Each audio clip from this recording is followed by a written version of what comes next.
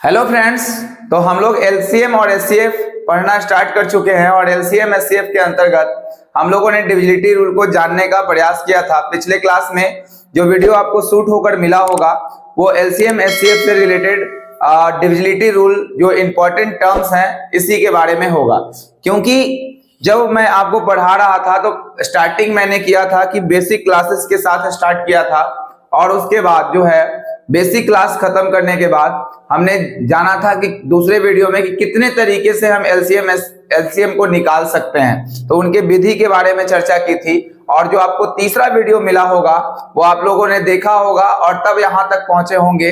तो divisibility rule जो पढ़ाया गया था, डिविजिबिलिटी रूल जो होता है वो हमने कहां तक पढ़ाया था? 2 से 5 से 10 से 125 से और 25 से भी डिविजिबिलिटी रूल हमने पढ़ाया है और बहुत सारे डिविजिबिलिटी रूल है। कुछ डिविजिबिलिटी रूल जो थे वो पिछले क्लास में छूट गए थे, जैसे 7, 11 और 13। यह महत्वपूर्ण होने वाला है। तो अब आप सोच रहे होंगे कि क्यों डिविजिबिलिटी रूल को पढ़ना है। तो हम आगे जो अब अगले वीडियो में आपको मिलने वाला है इससे संबंधित प्रश्न जो आने वाले हैं, अगर आप इन चारों वीडियो को ढंग से देख लेंगे तो आगे के जो प्रश्न होंगे वो बिल्कुल आसानी से समझ में आपको आएंगे। इसीलिए हमने एक बेस आपका पूरा तैयार किया है, क्योंकि जब आप इन चारों से गुजर के आएंगे तो यहाँ के बाद पूरा बेसिक कंप्लीट होगा आपका। और इसके बाद जब हम लोग क्वेश्चन की ओर बढ़ेंगे तो इन्हीं चीजों का इस्तेमाल करेंगे। चलिए, तो आगे हम लोग आज के डिविजिबिलिटी रूल की क्लास पे चलते हैं और इसको हम लोग क्लियर कर रहा है। अगर वीडियो आपको अच्छा लग रहा है तो बिल्कुल अपने दोस्तों तक इसको शेयर करेंगे, फ्रेंड्स रिलेटिव्स सबको भेजें इनको, और उनको भी थोड़ा इनके बारे में जानकारी लगे कि हम लोग कोशिश कर रहे हैं पढ़ाने की, तो ये चीज जो है उनको भी इसका बेनिफिट जो है वो मिल सके। तो चलिए शुरुआत करते हैं आज की क्लास की, ठीक है ना। तो हेडिंग आज लगाते हैं हम लोग 7 का रूल। और 7 का जो रूल होता है बहुत ही इंपॉर्टेंट है, इस बात को आप ध्यान रखेंगे। जो 7 का रूल सीख गए उनको 13 के रूल में कोई परेशानी नहीं होगी और उसके बाद 11 के रूल में भी कोई परेशानी नहीं होगी। तो चलिए हम लोग 7 के रूल की बात करते हैं। जैसे हम एक संख्या लिखते हैं और 7 से डिविजिबिलिटी रूल चेक करते हैं। जैसे यहां पर लिखा हुआ है कि 4, 6, 1, 0 और 2 ये संख्या है। कुछ संख्याओं को और लिखते हैं हम 5, 4, 1, 0, 4। तीसरी एक और संख्या लिखते हैं 2, 5, 8, 8, 9, 5। और चौथी संख्या लिखते हैं 4, 5, 8, 4, 3।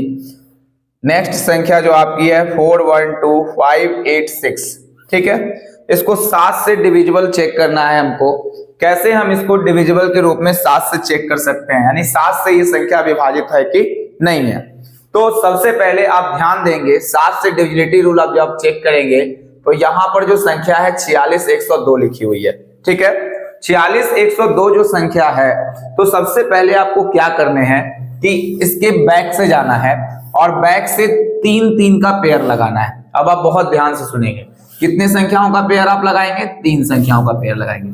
लेकिन आप देख रहे होंगे कि जैसे ही पहले हमने 3 संख्याओं का पेयर लगाया तो इसमें जो 2 संख्याएं हैं वो इसमें 3 संख्याएं नहीं बची, 2 ही संख्याएं। इसका अर्थ हम इसमें से क्या कर लेंगे, आगे 0 जोड़ देंगे।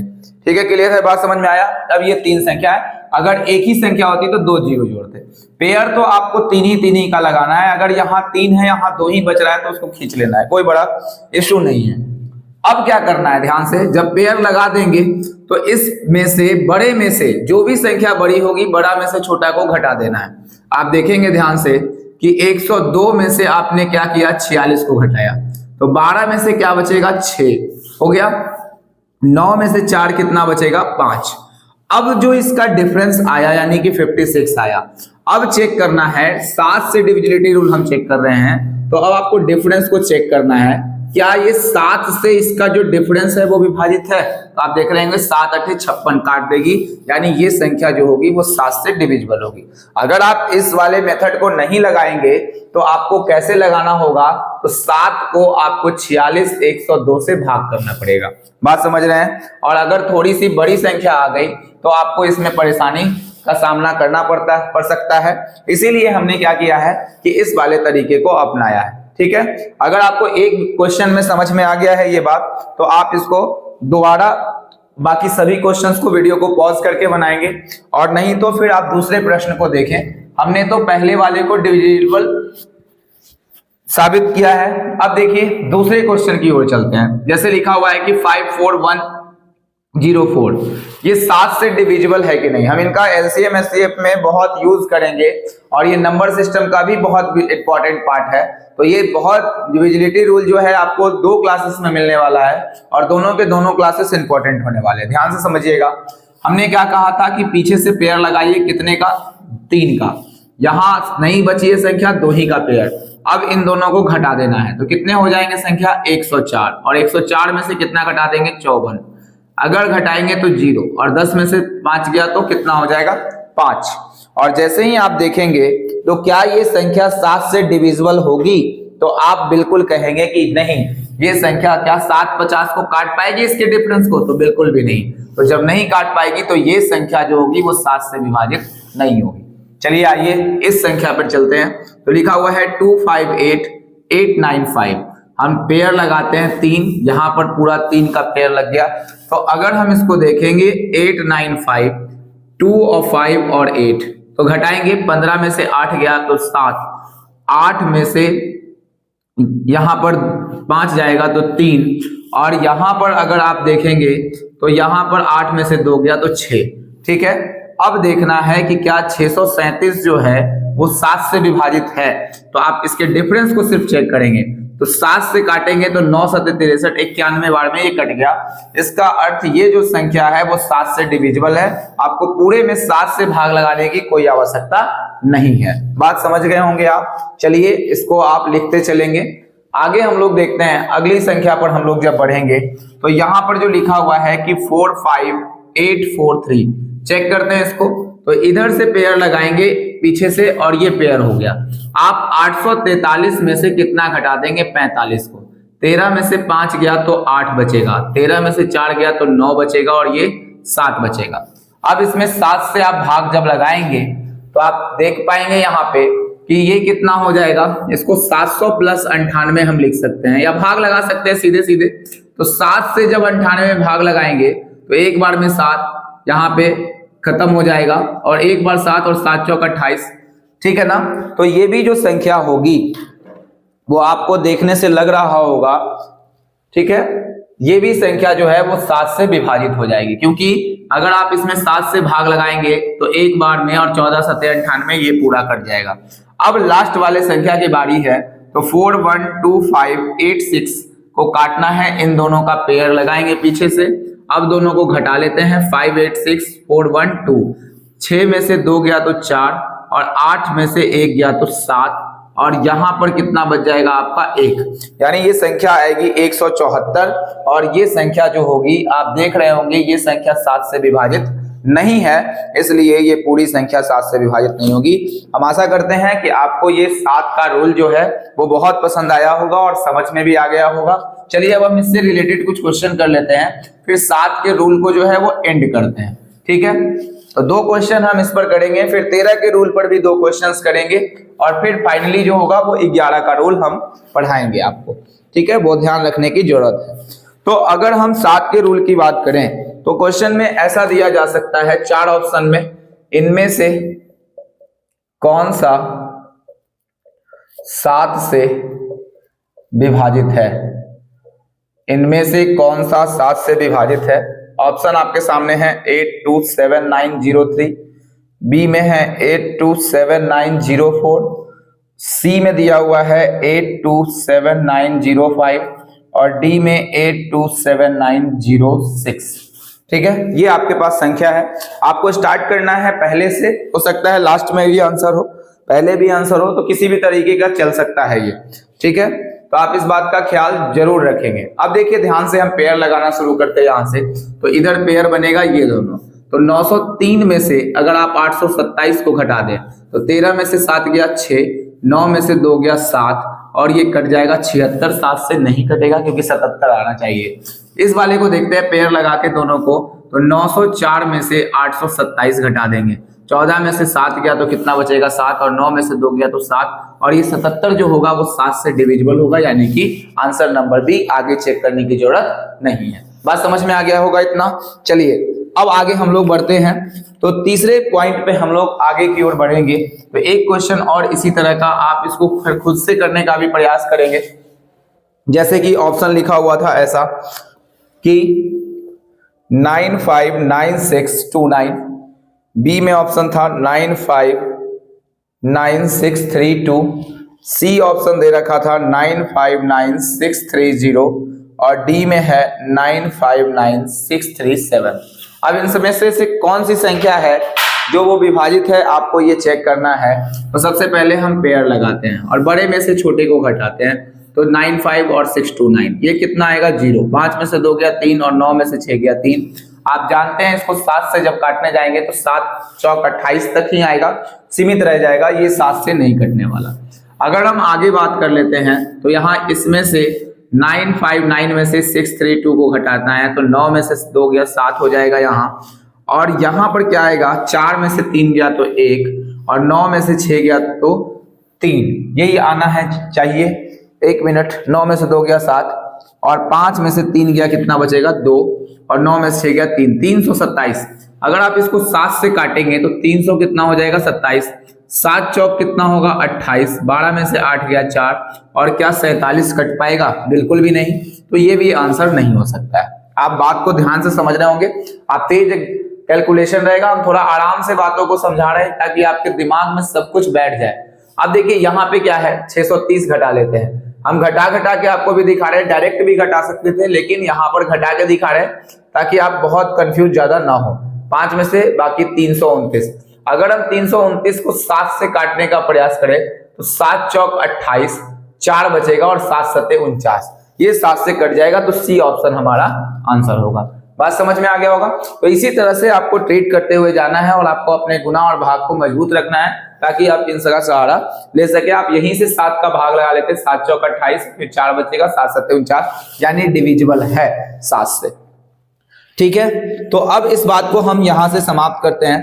तो 7 का डिविजिबिलिटी रूल जो है वो खत्म होता है और अब हम बढ़ते हैं 13 के डिविजिबिलिटी रूल पर। देखिए 7 और 13 में के डिविजिबिलिटी रूल में कोई अंतर नहीं है, सेम चीज, तीन करके पीछे से पेयर लगा लेना है आपको।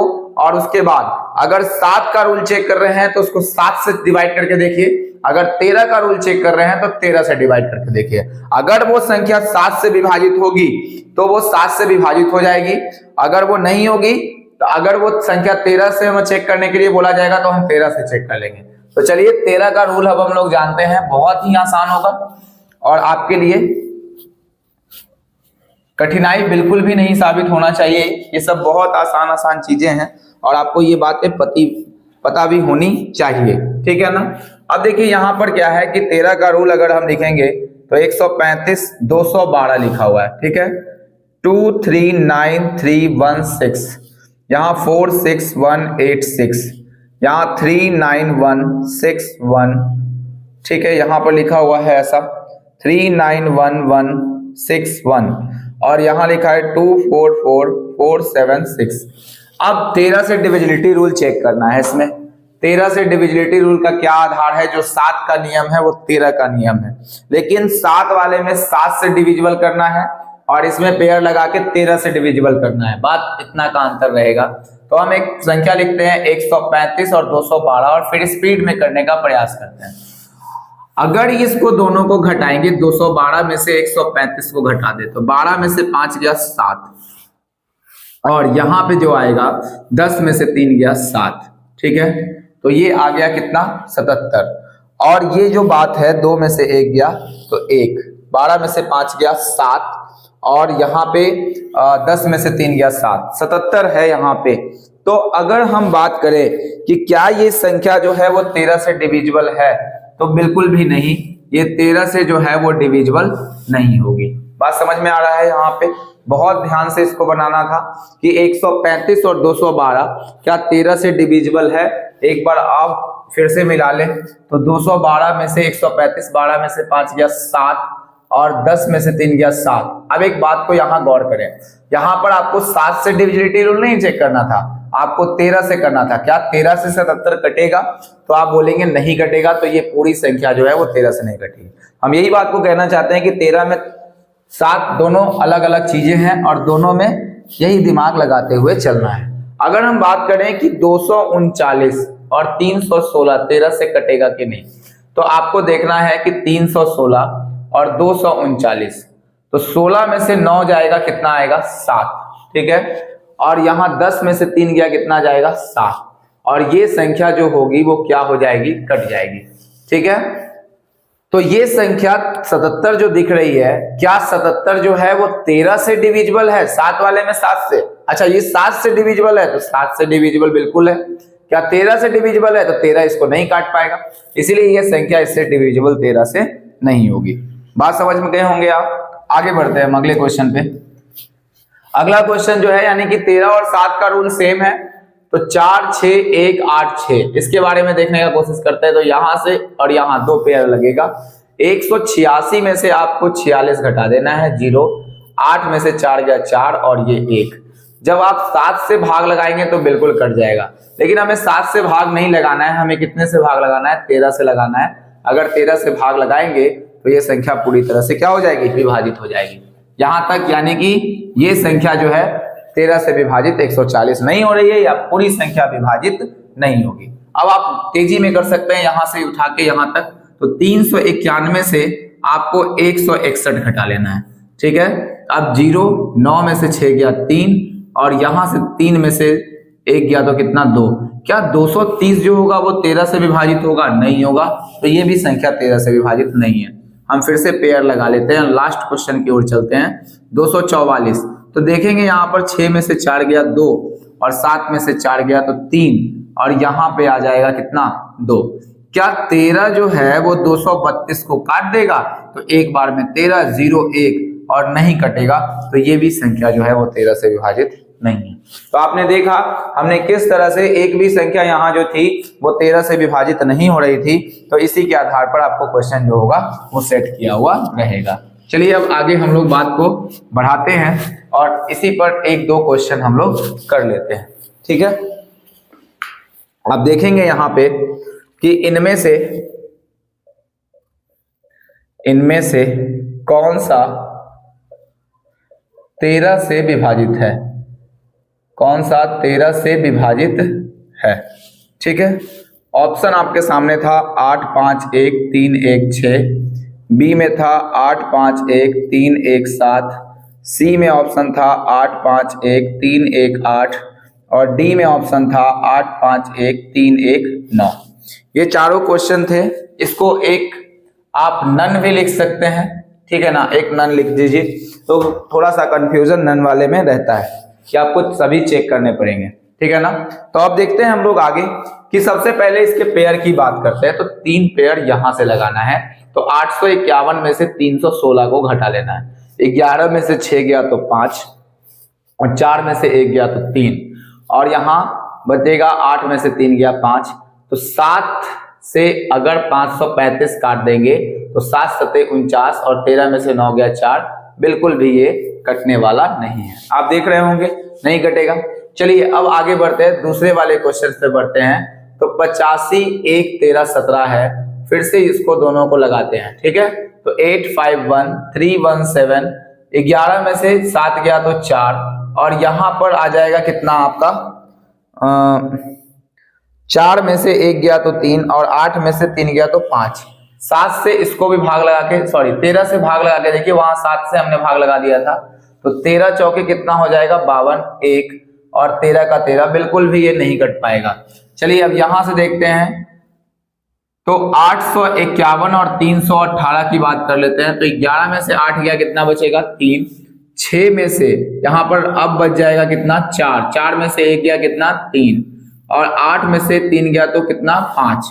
533 को 13 से भाग लगा के देखिए आप, 533, तो 13 चौके कितना हो जाएगा 52, और यहां से घटाएंगे 13, तो ये जो सी नंबर ऑप्शन है वो पूरी तरह से विभाजित हो जाएगी 13 से। तो हमारा आंसर जो होगा वो कौन होगा, ये, ठीक है। क्लियर हो गया, हमने पूरा डिटेल करके आपको समझाया है। अगर आपको नहीं समझ में आ रहा है तो आपके कैलकुलेशन तेज होना चाहिए। अगर मुझे बात करना होगा तो मैं बहुत जल्दी इसको बिना घटाए आपको बता दूं यहीं से डायरेक्ट घटा लें, लेकिन हमें आपको पूरा बात समझानी है, इसीलिए मुझे इस बात का पूरा सहारा लेना पड़ रहा है। चलिए ठीक है, और आपको ये अच्छा भी लगेगा, क्योंकि डायरेक्ट हटाते तो बहुत थोड़ा स्पीड तो जरूर हो जाता, लेकिन आप हो सकता था किसी बात को ना भी समझ पाते। चलिए आगे बढ़ते हैं, इसलिए थोड़ा स्लो मोशन में हम लोग बातों को समझ रहे हैं। इनमें से कौन सा 13 से विभाजित है? एक क्वेश्चन और कर लेते हैं। 774, बी में है 85773, सी में जो होगा ऑप्शन 85772, और डी में ऑप्शन है 8577 कितना 1। ठीक है, अब ये 13 का डिविजिबिलिटी रूल जो है, यहां से हम लोग क्या करते हैं, 7 7 4 को और 85 को यहां से घटाते हैं। 14 में से 5 गया तो कितना आएगा 9, 16 में से 8 गया तो कितना आएगा 8, और ये कितना बचेगा 6। अब इसको 13 से आप भाग करके देखेंगे। ठीक है, तो 13 चौके 52, 13 पचे कितना होगा 65, 3 और 13 तिया 39। पहला ही ऑप्शन जो था वो सटीक तरीके से लग गया कि हम पहले वाले ऑप्शन को बोल सकते हैं कि वो संख्या जो है वो किससे विभाजित है, तो 13 से जो है आपकी संख्या विभाजित है। बात समझ में आ गया होगा? तो चलिए ये बात तो क्लियर हो गया होगा। आगे हम लोग अगर इन सबको चेक करेंगे तो नहीं आएगी ये संख्याएं विभाजित, तो हम लोग आगे बढ़ते हैं। तो कैसे हम लोगों ने किया है इस क्वेश्चन को आपको पता चल गया होगा, और इसी माध्यम से आपको 13 के रूल की जांच करनी है। चलिए अब हम लोग लास्ट चलते हैं 11 के रूल पर। बहुत ध्यान से सुनेंगे आप 11 का रूल। देखिए 11 के रूल में यही वाला चीज काम कर सकता है, लेकिन वहां पर आपको 11 से विभाजिता का नियम चेक करना होगा। तो 11 के 2 रूल होते हैं, हम दोनों की चर्चा कर लेते हैं एक बार, फिर से ध्यान से देखिएगा। तो चलिए 11 के रूल की तरफ बढ़ते हैं, और हम लिख रहे हैं कुछ संख्याओं को 641, यहाँ पर 7199995, अगला संख्या है 10614, और नेक्स्ट संख्या जो है 72555। ये कुछ संख्याएं हैं, इसको 11 से डिविजिबिलिटी के रूप में हमें चेक करना है।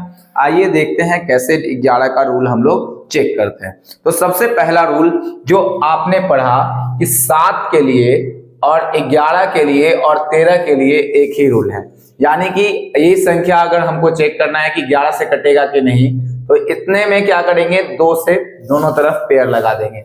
641 में से 14 घटा देना होगा, तो 11 में से 4 गया तो कितना 7, यहां पर बचेगा 3 में से 1 गया 2, और ये 6 का 6 बचेगा। अब देखते हैं 11 से ये संख्या, जब 11 का रूल चेक करेंगे तो आपको 11 जो डिफरेंस आएगा उसको 11 से काटना है। 7 का रूल चेक करेंगे 7 से, बाकी प्रोसेस वही रहेगा। तो 11 पचे कितना हो जाएगा 55, और 12 में से 7, तो ये बिल्कुल संख्या जो है वो विभाजित है। बात को समझ गए होंगे। ये पहला रूल है, जो पेयर लगा लेंगे आप दोनों तरफ से, और पेयर लगाने के बाद घटा देंगे, और अगर वो संख्या उनका डिफरेंस दोनों का जो आता है अगर वो 11 से विभाजित है, तो ये पूरी संख्या क्या हो जाएगी, 11 से विभाजित हो जाएगी। बात समझ में आ गया होगा, इतना कोई दिक्कत नहीं है इसमें, बहुत आसान सा चीज हमने समझाया है यहाँ। अब एक 11 का रूल एक और भी होता है, लेकिन आपको एग्जाम में जो हम अगला रूल बता रहे हैं इसी को अप्लाई करना है। ठीक है, इस वाले को 11 में आप नहीं अप्लाई करेंगे, जोड़ा लगाने वाले को, उसको आप लोग यहीं से समझेंगे। जैसे अगर हम बात करें 14614 लिखा हुआ है, 14641 लिखा हुआ है, तो हम पेयर लगा के नहीं बनाना चाहते, तो हम कैसे 11 का डिविजिबिलिटी रूल चेक करें? आपको यहां से पीछे से स्टार्ट करना है। अब यहां देखिए, एक यहां पर संख्या, अगर आपने पहला संख्या ले लिया तो एक छोड़ के एक संख्या को लेना है, यहां हो गया, फिर एक छोड़ के इस संख्या को लेना है। अब इन तीनों संख्याओं को क्या करना है, एक गैप करके जोड़ देना है। तो 6 और 1 कितना हो जाएगा 7, 7 और 1 कितना हो जाएगा 8, इसको लिख देना है आपको। ठीक है, बात समझ गए। अब जो 2 गैप से संख्या बाहर बची हैं इन दोनों को जोड़ना है, तो 4 और 4 कितना हो जाएगा 8। अब क्या करते हैं, दोनों यानी कि सम प्लेस और विषम place, odd place even place, यानी कि ये देखिए पहले स्थान पर आया तो इवन, सॉरी ऑड, और ये दूसरे स्थान पर आया तो 2 आ गया तो कितना हो गया इवन। तो ऑड और इवन प्लेसेस को हम लोग ऐड करते हैं, आप ऐसे भी समझ सकते हैं। तो 8, अब दोनों का जब ऐड कर लिए ऑड प्लेस और इवन प्लेसेस को, तो हम घटा देते हैं। अगर घटाने के बाद, ध्यान से सुनिएगा, अगर घटाने के बाद या तो 0 बचे या तो 11 का कोई मल्टीपल बचे, 11 दूना 22, 11 तिया 33, इस तरह की कोई अगर संख्या आपके पास बच जाए, तो समझिएगा कि वो संख्या 11 से विभाजित है। तो 8 में से 8 जाएगा, कितना आएगा 0। तो 0 आ गया है, इसीलिए ये संख्या जो होगी वो 11 से क्या होगी, विभाजित होगी। हम एक प्रश्न और लेके चलते हैं, जैसे आप बहुत इस बड़े प्रश्न पर चलते हैं, 1 2 3 4 और 5, ठीक है। इसको 11 से विभाजितता का नियम चेक करना है। यहाँ पर देखिएगा ऑड प्लेसेस को पहले ले रहे हैं, 5, एक गैप करके कौन आएगा 9, एक गैप करके कौन आएगा फिर 9, और फिर क्या आएगा 7। इन सभी को आपको ऐड कर लेना है। तो 9 और 5 कितना होगा 14, ठीक है। 14 और 7 कितना होता है 21, और 21 और 9 कितना होता है, तो टोटल होता है आप लिखेंगे 30। अब जो बच गए हैं इवन प्लेसेस, 1 2 3, 9 9 18 और 1 कितना आ जाएगा 19। अगर आप घटाएंगे तो 10 में से 9 गया तो 1, और 2 में से 1 गया तो 1। क्या आया यहाँ पर, दोनों का अंतर 11। तो 11 या 0 या इस 11 का मल्टीपुल अगर कोई आ जाता है तो हम बोलते हैं कि ये संख्या जो है वो विभाजित होगी। बात समझ में आ रहा है, यानी 11 आया तो विभाजित होगी। अब बढ़ते हैं अगले संख्या की ओर। तो 6 114। अब यहाँ पर हम क्या करेंगे, ऑड इवन प्लेसेस को जोड़ेंगे। 4 4 6 10, 10 और 1 कितना आ गया 11। अब जब हम यहां से घटाएंगे तो 1 और 0 जोड़ देंगे तो 0 ही एक ही हो जाएगा, तो -1 करते हैं तो कितना आ जाएगा ये 10। अगर ये 10 आएगा तो क्या संख्याएं विभाजित होंगी, तो बिल्कुल भी नहीं। यहाँ पर 11 या 11 का मल्टीपल नहीं तो 0 आना चाहिए। अब हम बढ़ते हैं लास्ट वाले संख्या की ओर, देखिएगा ध्यान से। अब यहाँ से तो ये हो गया 5 5 10, 10 7 कितना हो गया 17, और 5 और 2 कितना हो गया 7। दोनों को डिफरेंस कर रहे हैं, कितना आ गया 10। तो 11 ना तो 0 आया ना 11 का मल्टीपल, तो ये भी संख्या जो है विभाजित नहीं है। बात समझ गए होंगे। तो 11 के डिविजिबिलिटी रूल को आप बहुत अच्छे तरीके से समझ गए होंगे। अब हम आगे की प्रोसेस को बढ़ाना शुरू करते हैं, और 11 के डिविजिबिलिटी रूल को हम 2 क्वेश्चन के द्वारा खत्म करते हैं। ये बात आपको बहुत अच्छे से दिमाग में बैठ गई होगी, कोई समस्या यहाँ पर होनी नहीं चाहिए आपको 11 के रूल में। चलिए अब आगे बढ़ते हैं हम लोग। क्वेश्चन लिखा हुआ है यहाँ कि इनमें से कौन सा 11 से विभाजित है। इनमें से कौन सा 11 से विभाजित है। पहला 10 84 15, बी 10 84 16, सी 10 85 16, और डी में 10 85 और 17। अब देखिएगा बहुत ध्यान से हम कैसे इसको चेक करते हैं। तो पहले ऑड इवन प्लेसेस को जोड़िए। तो यहाँ पर एक गैप करके 5 4 9, और 9 में 0 जुड़ेगा तो 9 ही रहेगा।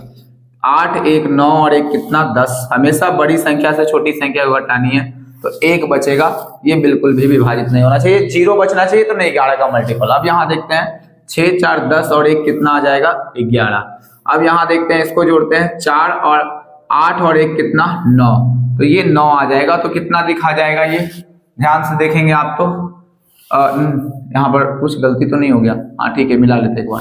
6 4 कितना हो जाएगा 10, और 10 में 0 जोड़ेंगे तो वो कितना रह जाएगा 10 ही रह जाएगा, ठीक है। अब यहां से जोड़ते हैं हम लोग 8, यहां पर 1 8 1 9 और 1 कितना 10, बिल्कुल ठीक है। तो कितना आ गया 0, तो ये संख्या जो हो गई वही डिविजिबल हो जाएगी। तो 11 से अब आगे चेक नहीं करना है, ये संख्या हमारी क्या हो गई, डिविजिबल हो गई। बात समझ में आ रहा है। तो 11 से डिविजिबिलिटी का यही रूल आपको इस्तेमाल करना है। बाकी आगे और भी कोई संख्या जो होगी वो 11 से कटती हुई नजर आपको नहीं आने वाली है। अब आगे बढ़ते हैं, एक क्वेश्चन और इस पे करते हैं हम लोग। ऑप्शन नंबर ए लिखेंगे आप 975 742, ये पहली संख्या। दूसरा 975 743, उसके बाद 975 744, और डी में लिखा हुआ है कि 975 745। अब देखते हैं इसमें से कौन सी संख्या जो है वो विभाजित है। तो यहां से चेक करते हैं। 7 और 2 9, और 9 और 7 कितना 16, ठीक है। यहां लिख देते हैं 16, ध्यान रखेंगे आप। तो ये आ जाएगा कितना 16, माइनस यहाँ पर 4 5 9 और 9, 4 5 9 और 9 18, तो 18 में से 16, बड़ी संख्या से छोटी संख्या नेगेटिव नहीं लेना है, 2 आ जाएगा, यानी कि ये संख्या नहीं कटेगी। अब देखिए 7 और 3 कितना हो गया 10, और 7 कितना होगा 17, 4 5 9 और 18, 18 में से 17 घटाएंगे कितना आएगा 1, ये भी संख्या नहीं, या तो 0 या 11 का मल्टीपल। 4 7 11 और 7 कितना यहाँ आएगा 18, 4 5 9 और 9 कितना आ जाएगा 18, ये संख्या का डिफरेंस जो है वो 0 आ गया, यानी कि यही संख्या जो है वो 11 से जो है वो विभाजित है। आपको इस बात को समझने की जरूरत है, ठीक है। तो ये बातें आपको हमने सारे डिविजिबिलिटी रूल को खत्म किया है और सभी चीजों को आपको समझाने की कोशिश की है। अब हम लोग जो मिक्सिंग रूल पढ़ेंगे उसको थोड़ा सा आप ध्यान दे दें, ठीक है। अब आप समझिए कि अब जो मल्टीपल वाले रूल हैं वो कैसे चलते हैं, क्योंकि हम इनका भी इस्तेमाल आपको एलसीएम में ऑप्शन से तरीके से बनाने में करेंगे। जैसे मान लेते हैं, देखेंगे आप 77 का रूल क्या बन सकता है। तो 77 का रूल क्या करना है, तो जैसे ही ऐसा क्वेश्चन आया आप इसको 2 फ्रैक्शंस में तोड़ दें, ठीक है ना। 2 फ्रैक्शंस में कैसे तोड़ेंगे, तो 77 को क्या लिख सकते हैं आप बताइए, को प्राइम नंबर्स में 7 और गुना कितना लिख सकते हैं 11। तो 77 में कौन कौन सा रूल है, 7 का भी रूल है और कौन सा रूल है, 11 का भी रूल है। यानी कि कोई संख्या अगर 77 से कट रही है तो वो संख्या क्या होगी, 7 से भी कटेगी और वह संख्या किससे कटेगी, 11 से भी पूरी तरह से विभाजित हो जाएगी। अगर हम बात करें 99 के बारे में, तो 99 में कौन कौन सी संख्या है बताइए, तो 9 गुना 11 और 11 नमा 99। यानी कि कोई संख्या अगर 99 का डिविजिबिलिटी रूल चेक करना है तो उसमें 11 और 9 है, यानी जो संख्या 99 से विभाजित हो जाएगी वो 11 से भी विभाजित होगी और 9 से विभाजित होगी। तो जब आप चेक करेंगे वहां पे तो 9 और 11 का रूल चेक करेंगे। अगर हम बात कर लेते हैं 80 में, तो 80 में क्या है आप देख सकते हैं कि 8 गुना 10 है, ठीक है। तो यानी 8 से डिविजिबिलिटी रूल भी चेक कर सकते हैं और 10 से जो संख्या, तो जो संख्या 80 से कटेगी वही 80 8 और 10 से भी कटेगी। अगर हम संख्या को ले लें 6, तो 6 को भी तोड़ देना है। कैसे तोड़ेंगे आप, 2 तिया 6, यानी आपके पास वैसी संख्या अगर हम पूछे कि 3 ये जो संख्या है क्या 6 से विभाजित होगी, तो आपको पहले इसको तोड़ लेना है। यानी ये संख्या 2 से भी विभाजित होनी चाहिए और ये संख्या 3 से विभाजित होनी चाहिए। तो देखिए क्या 2 से विभाजित है, बिल्कुल है। 6 3 9, 9 2 11, 12 13 14, 14 15 16, यानी कि पूरा डिजिट सम 16 आ रहा है और 16 3 से नहीं कटता है, इसलिए ये संख्या नहीं कटना चाहिए। दोनों अप्लाई होना चाहिए, 2 से भी और 3 से भी, तभी कोई संख्या कटेगी। उसी तरह से 99 से कटने के लिए 9 से भी कटना चाहिए और 11 से भी कटना चाहिए। बात समझ गए। तो ये सब छोटे छोटे बातें हैं जो आपको ध्यान होनी ही चाहिए और इसी के आधार पर हमारा जो डिविजिबिलिटी रूल तैयार होता है। एक सेक्शन और बच गया है, उसको भी हम आज खत्म करते हैं। सअभाज्य संख्याएं क्या होती है और आफ्टर दैट जो है हम लोग क्वेश्चंस के ऊपर एंट्री करेंगे, ठीक है ना। तो देखिएगा ध्यान से, सअभाज्य संख्याएं को प्राइम नंबर्स के बारे में हम लोग जानते हैं। तो आप लिखेंगे सबसे पहले सअभाज्य संख्या यानी कि को प्राइम नंबर, ठीक है। सअभाज्य संख्या यानी को प्राइम नंबर्स क्या होते हैं। अब इस बात को बहुत ध्यान से हम लोग समझने का प्रयास करेंगे कि को प्राइम नंबर्स आखिरकार सअभाज्य संख्याएं क्या होती हैं, ठीक है। उससे पहले हम लोग अभाज्य संख्याओं को समझते हैं। अगर हम बात करें अभाज्य संख्या क्या है, तो अभाज्य संख्या, अभी हम सहभाज्य संख्या के बारे में नहीं बात कर रहे हैं, हम सिर्फ अभाज्य संख्या के बारे में बात कर रहे हैं, ठीक है। जिनके केवल 2 फैक्टर हो, अभाज्य संख्या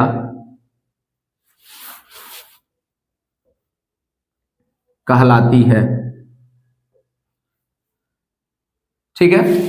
जिनके केवल 2 फैक्टर हो वो क्या कहलाती हैं, तो वो अभाज्य संख्याएं कहलाती हैं। और कौन से 2 फैक्टर्स की बात हम कर रहे हैं, ध्यान से सुनेंगे आप। अगर हम बात करें अभाज्य संख्या कौन कौन सा हो सकता है उसके बारे में चर्चा करते हैं।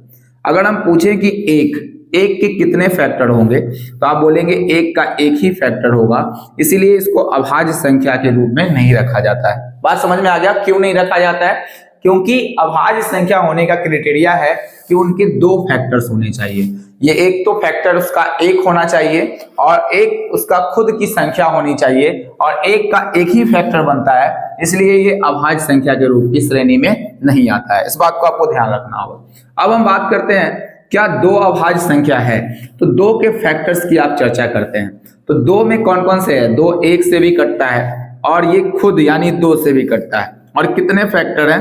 2 फैक्टर है। क्या संभव है कि तीसरा फैक्टर हो इसमें?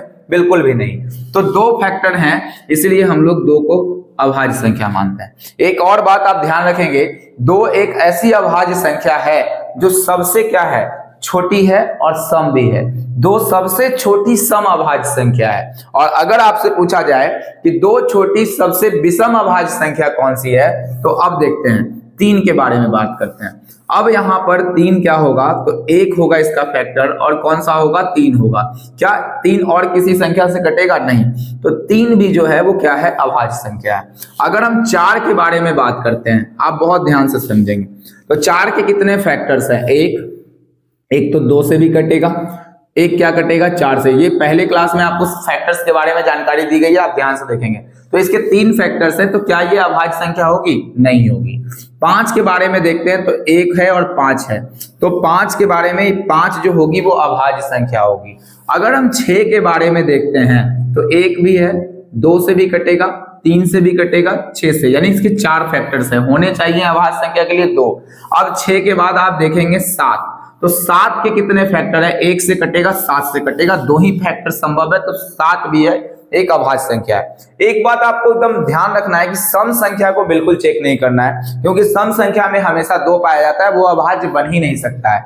तो 7 के बाद अब आप देखेंगे 8 के बारे में। देखिए 8 1 से, 2 से, 4 से, सबसे कटेगा, इसलिए 8 के बहुत सारे फैक्टर्स हैं और सम संख्या लेना नहीं है। 9 क्या अभाज्य संख्या है, इस बात पर डिबेट करते हैं, तो 1 से कटेगा, 3 से कटेगा, 9 से कटेगा, ये भी अभाज्य संख्या नहीं है। अब 10 तो हो ही नहीं सकता है, सम संख्या है। अब 11 की बात करते हैं, तो 1 से और 11 से, यानी 11 जो है वो क्या है? अभाज्य संख्या है।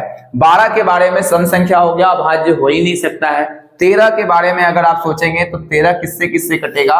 1 से कटेगा, खुद से कटेगा। 14 के बारे में 1 से, 2 से भी कट जाएगा, और जैसे ही 2 फैक्टर ऐसे ही हो गए, तो फिर उसको अभाज्य संख्या में नहीं गिनना है। 14, 15 के बाद 16 भी कट जाएगा। 17 पे आते हैं, तो 13 के बाद जो एक अभाज्य संख्या होगी 17 होगी। 17 1 से भी कटेगा और 17 से और किसी अंक से नहीं कटेगा।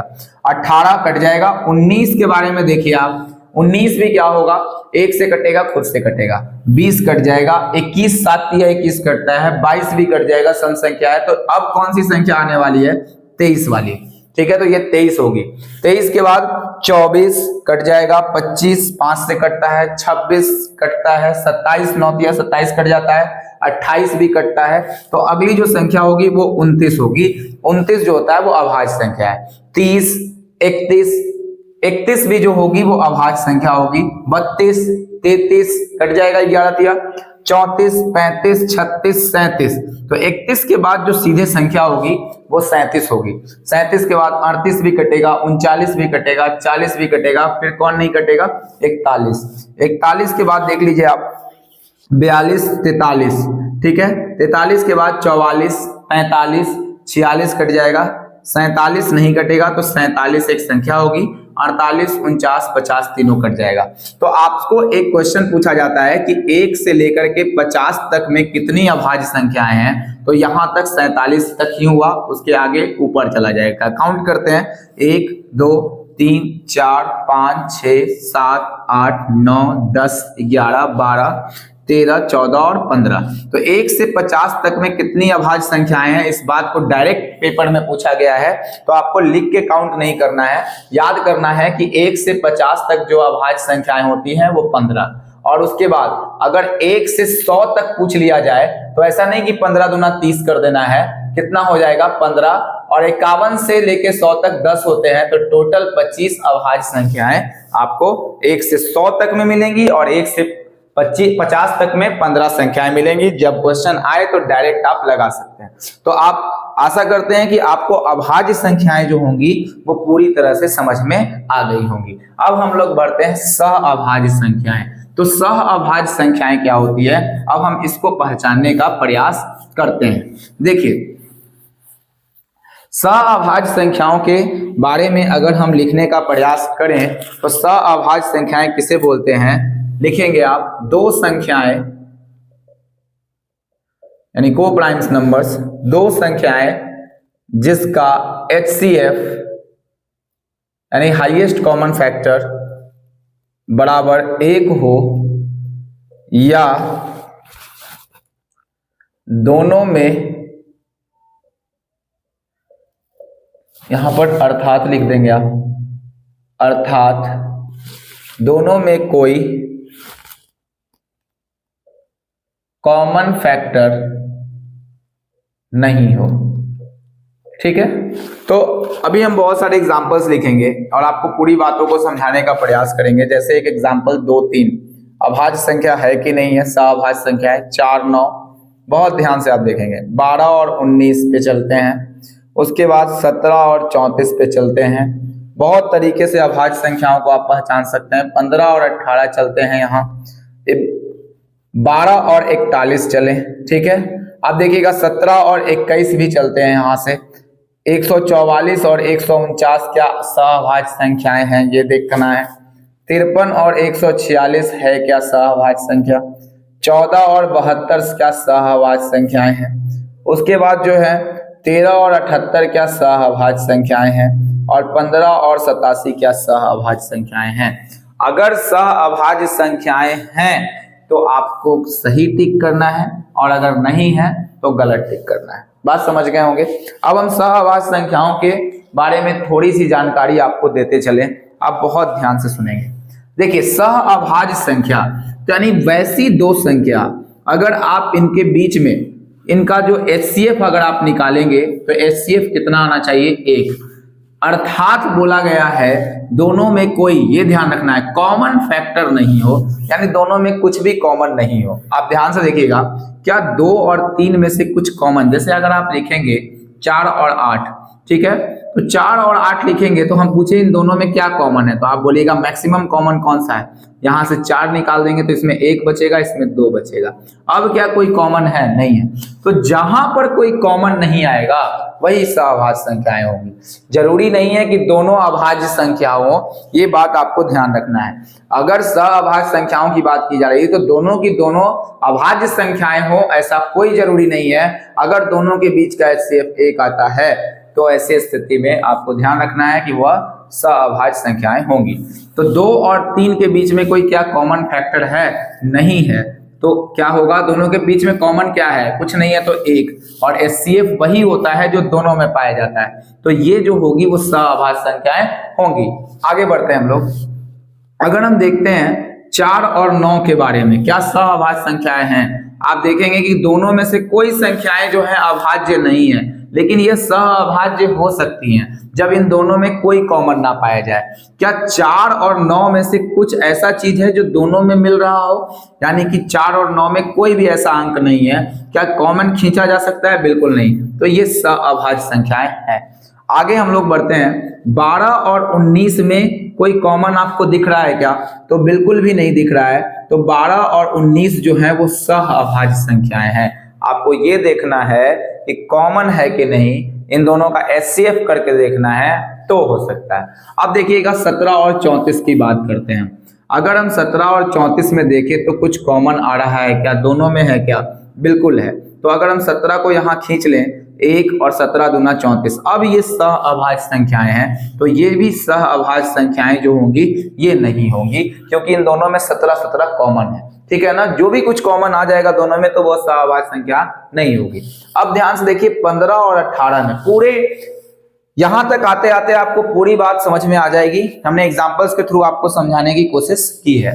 ठीक है, तो अगर हम बात करते हैं आगे कि अगर हम ये बात करें कि क्या 15 और 18 सअभाज्य संख्याएं हैं, तो देखिए तो कोई चीज जो 15 में भी है 18 में भी है, तो 3 5 15 और 3 6 18, 3 जो है वो दोनों में है, इसलिए यह सअभाज्य संख्याएं नहीं होंगी क्योंकि इन दोनों में कॉमन है।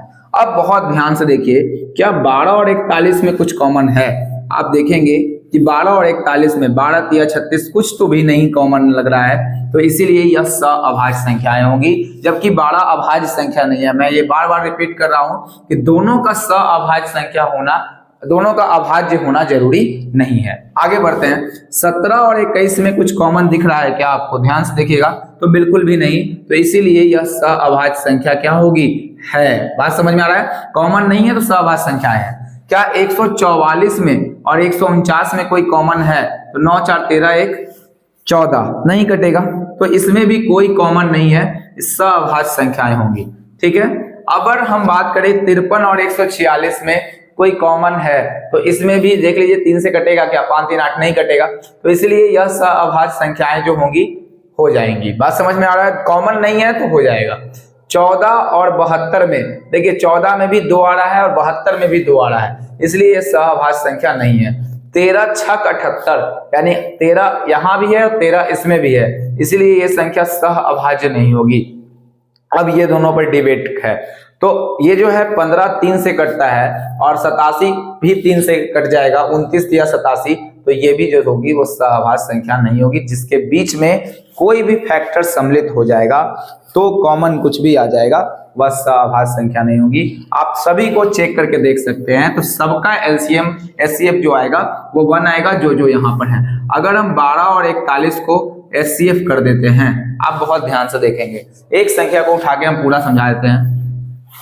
देखिए 12 और 41 का जो एचसीएफ निकालेंगे, तो एचसीएफ निकालने का नियम क्या होता है, इस बात को समझना है। तो 12 चौक 12 तिया कितना लगेगा 36, 11 में से 6 गया तो 5, ठीक है। अब जो यहाँ लिखते हैं हम इस वाली संख्या को लिखते हैं, यहाँ जो होता है, तो 5 दूना 10, तो यहाँ से क्या हो जाएगा 2।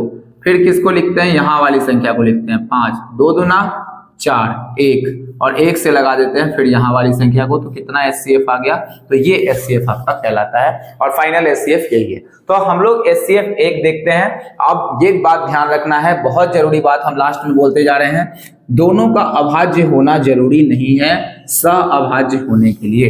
वो ट्विन प्राइम नंबर्स में आते हैं जहां पर दोनों का अभाज्य होना बिल्कुल अनिवार्य माना जाता है, और इसी की चर्चा हम लोग नंबर सिस्टम के पार्ट में करने वाले हैं, ठीक है। तो चलिए, हमने डिविजिबिलिटी रूल और को प्राइम नंबर्स को भी पूरी तरीके से अच्छे से आपको समझाने की कोशिश की है। अगर ये वीडियो आपको ठीक लग रहा है तो आप बिल्कुल भी शेयर करें। मैंने इस बात को पहले भी बोला है और अब भी बोल रहे हैं, बहुत आराम से वीडियो को देखेंगे आप, आगे वाले वीडियोस को भी बहुत सावधानी से पढ़ेंगे, क्योंकि जो मैं पढ़ाने की कोशिश कर रहा हूं वो आपका बिल्कुल बेसिक से उठा रहा हूं। आप बिल्कुल इसको देखेंगे और आप सीखने का, अगर न्यू आप हैं तो बहुत अच्छे तरीके से सीख सकते हैं। अच्छा, उन लोगों के लिए जो पहले से सीखे हुए हैं तो उनको थोड़ा सा क्वेश्चन प्रैक्टिस करने की जरूरत है, तो उस सेशन को भी हम लोग बहुत जल्द स्टार्ट करेंगे। ये बेसिक लेक्चर उन लोगों के लिए जिन्होंने कंपटीशन अभी शुरुआत किया है उनके लिए है, और अगर कोई और भी सीखना चाहते हैं तो वो भी सीख सकते हैं इससे। अगर उनको ये वीडियो अच्छा लगेगा तो फिर कॉन्सेप्ट बिल्कुल अगर क्लियर करना है तो आप इस वीडियो को बिल्कुल देखेंगे। अभी 4 वीडियोज आपको मिल रही हैं, 5वां जो शूट होगा उससे हम लोग क्वेश्चन आंसर की शुरुआत करेंगे और यहीं से हमारा कार्यक्रम जो होगा क्वेश्चन आंसर सेशन स्टार्ट होगा। जब एलसीएम का पूरा क्वेश्चन खत्म होगा तो फिर हम लोग एचसीएफ पढ़ेंगे, और देन आफ्टर जो होगा एचसीएफ के बाद जब पूरा कंप्लीट कर लेंगे हम लोग तो एलसीएम और एचसीएफ को। देखिए एक चीज है, आपको हड़बड़ाने की भी बिल्कुल जरूरत नहीं है। ऐसा नहीं कि बहुत ज्यादा पढ़ रहे हैं, तो हमको जो भी अच्छा लगेगा, जैसे क्या है कि जो भी एग्जाम पॉइंट ऑफ व्यू से जरूरी है उन चीजों को, ऑफलाइन क्लासेस में इतना डिटेल पढ़ना पॉसिबल नहीं है, लेकिन जो मैं वीडियो आपको प्रोवाइड करा रहा हूं तो ये ऑनलाइन वीडियो में जो होता है वो एक माध्यम होता है कि आप ज्यादा से ज्यादा चीजों को सीख सकते हैं कम समय में, ठीक है ना। तो कम समय में सीख सकते हैं, और आप इस वीडियो को दोबारा भी देख सकते हैं। ऑफलाइन क्लासेस में आप देखते होंगे कि एक बार में बातें खत्म हो जाती हैं, ले फिर आप इसको रिवाइज करें। तो ऑफलाइन क्लास आप करते रहें और उसके साथ ही आप ये भी क्लास करें तो आपको ज्यादा बहुत बेनिफिट ही मिलने वाला है, और इतना बेसिक लेक्चर जो होगा शायद ही कहीं आपको मिलेगा देखने के लिए, ठीक है ना। आप एक बार देखेंगे, बहुत मजा आएगा आपको, बहुत इंटरेस्ट आएगा जब आप इसको कॉपी पेन लेके और बैठ के इसको बनाएंगे, इस चीज को सीखने की कोशिश करेंगे। तो अगर मान लिया जाए कि बीपीएससी टीचर भी देने जा रहे हैं तो वहां भी ये मैथ्स आपके काम आएगा, और बिल्कुल बेसिक से हम लोग चलेंगे। एक बात और है, जब हम क्वेश्चंस को डील करेंगे अगले सेशन से तो वहां पर बेसिक मेथड भी को भी डील करेंगे, और जो लॉन्ग शॉर्ट मेथड होगा जो कॉम्पिटिटिव एग्जाम्स के लिए इंपॉर्टेंट है हम उसको भी डील करते हुए नजर आएंगे। चलिए ठीक है, तो अगर वीडियो अच्छा लगा है तो सब्सक्राइब जरूर कर दीजिएगा चैनल को, और बाकी सभी अपडेट्स के लिए मिलते हैं अगले वीडियो में। तब तक के लिए बाय।